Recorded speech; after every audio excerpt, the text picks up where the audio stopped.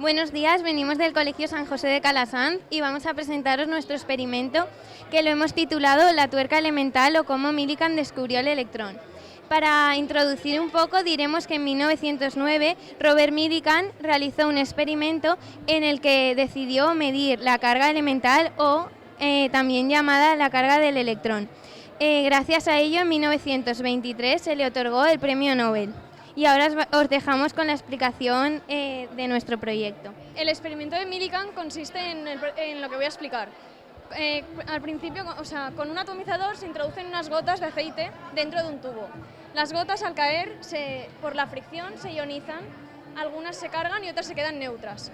Y sufre una fricción hacia arriba y una fuerza-peso hacia abajo, además de una velocidad terminal que adquiere rápidamente, que quiere decir que la velocidad es constante. Vamos a ver un ejemplo práctico de cómo sería una velocidad constante. Vale, a ver, para un ejemplo tenemos un imán y una varilla de aluminio que no es conductora. Por tanto, cuando tiramos el imán se crean las corrientes de Foucault, que lo que hacen es que el imán caiga siempre con la misma velocidad. Vale. Las gotas caen a un condensador apagado y se enciende el condensador. Entonces, por la diferencia de potencial, algunas gotas suben porque la fuerza eléctrica es mayor que la fuerza gravitatoria y otras caen. Millikan aquí lo que hace es jugar con el condensador, variando el potencial hasta quedarse con una gota. Cuando se queda con una gota, esta la deja caer y sufre una fuerza de fricción hacia arriba y una fuerza peso. También sufre un empuje, ya que, según el principio de Arquímedes, todo cuerpo sumergido en un fluido sufre una fuerza vertical hacia arriba que es igual al peso del volumen del aire desalojado. También adquiere una velocidad terminal. Como la velocidad es constante, la aceleración es cero. Entonces, la suma de fuerzas la podemos igualar a cero. Por lo tanto, la fuerza de fricción que va hacia arriba y la fuerza de peso que va hacia abajo las podemos igualar. Para sacar la velocidad terminal lo podemos hacer con la fuerza de fricción y el peso necesitamos el peso aparente, que es el peso menos el empuje. Entonces, una vez tenemos el peso aparente ya podemos igualar con la fuerza de fricción. Y una vez igualada se puede seguir el procedimiento hasta conseguir averiguar la carga de la gota. Como ha dicho mi compañera anteriormente, al adquirir una velocidad terminal, la aceleración es cero, por lo que igualamos la fuerza de fricción y el peso aparente. Dos ejemplos de esto serían el generador de Van der Graaf y la repulsión de imanes. Vale, el generador de Van der Graaf es este aparato que tenemos aquí, que lo que hace es crear una carga estática negativa, la cual se le transmite a una lámina de aluminio cuando se tocan. Entonces, una vez que se le transmite y activamos el aparato, se crea una repulsión entre ambos, lo que hace que la lámina se quede como flotando. Otro ejemplo es la repulsión entre imanes, que los imanes se encuentran repelidos ya que están puestas hacia el mismo lado las caras del mismo nombre. Y como podemos observar, cada vez la distancia va disminuyendo. Esto es a causa de que la fuerza magnética que soportan los imanes debajo es mayor. Por tanto, podemos ver que si disminuimos la distancia que los separa, la fuerza de repulsión que ejercen es mayor. Por tanto, podemos deducir que la fuerza es inversamente proporcional al cuadrado de la distancia. En nuestro caso, en el experimento de Millikan, al igualar las dos fuerzas, queremos averiguar el radio de la gota de aceite, que consideramos que es una esfera. De esta manera y con la densidad del aceite, podemos averiguar la masa de la gota. Lo que nosotros queremos saber es la carga de la gota, por lo que lo deseable sería que la gota quedara en equilibrio porque las dos fuerzas son iguales. Pero al igualar las fuerzas es muy difícil ajustarlas, por lo que hizo Millikan fue aumentar la fuerza eléctrica para que la gota comenzara a subir. Y de esta manera, porque es mayor que la fuerza de la gravedad. De esta manera, al subir, vuelve a alcanzar una velocidad terminal y vuelve a quedar con aceleración cero, por lo que podemos volver a igualar la suma de fuerzas y que sería igual a cero. Entonces nos quedaría la fuerza de rozamiento con la fuerza eléctrica es igual a la fuerza de gravedad.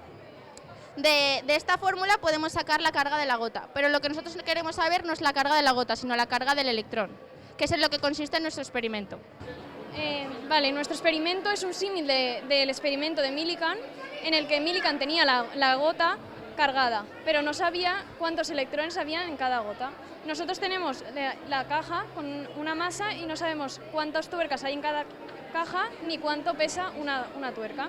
Entonces, algunas analogías y diferencias que vemos en nuestro experimento son que la carga elemental serían nuestras tuercas, las cajas serían las gotas de Millikan y la carga total adquirida dentro de una gota sería el número de tuercas que la masa total de las tuercas que vamos a meter en cada caja.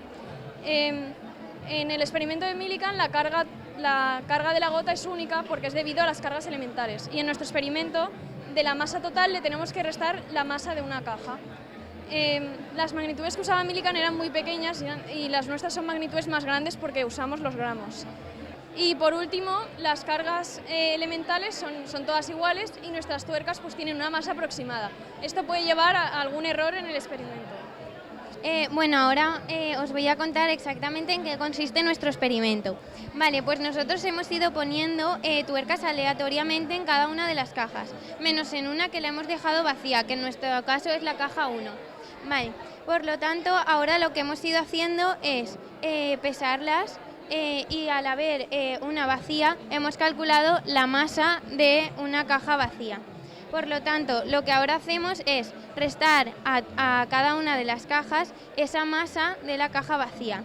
Por lo tanto, nos quedamos con la masa de las tuercas que hay en el interior. Por lo tanto, ahora lo que hacemos es ordenar en orden creciente esa masa de las tuercas. Por lo tanto, luego lo que hacemos es restar a cada masa su anterior, para así calcular la diferencia de masa, es decir, la diferencia de tuercas que hay entre cada una de las cajas.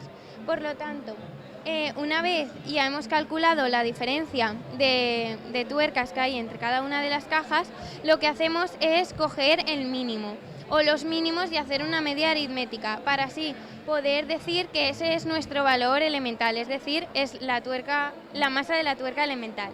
Por lo tanto, ahora para comprobar eso lo que hacemos es dividir la masa de las tuercas de cada caja entre el mínimo. Y podemos observar que si llegamos a números próximos al entero, diremos que ya hemos conseguido obtener el valor de nuestra tuerca elemental. Pero si eso no funciona, es decir, si los números se desvían del entero, lo que diremos es que igual esa masa corresponde a 2 tuercas o 3 tuercas. Por lo tanto, hacemos la masa de las tuercas que hay en cada una de las cajas entre el mínimo partido 2 o el mínimo partido 3, hasta conseguir una columna de nuestra tabla que llegue a números enteros. Como podéis ver en la tabla, hemos llegado a una columna en la que llegamos a una columna en la que tenemos los números las tuercas de diferencia que hay entre cada una de las cajas. Por lo tanto, al estar ordenadas de menor a mayor, al ir sumando el número de tuercas de diferencia, podemos obtener el número de tuercas que hay en cada una de las cajas. Así habríamos obtenido nuestro objetivo, calcular cuál es la masa de una tuerca, de nuestra tuerca elemental, y calcular cuántas tuercas hay en cada una de las cajas.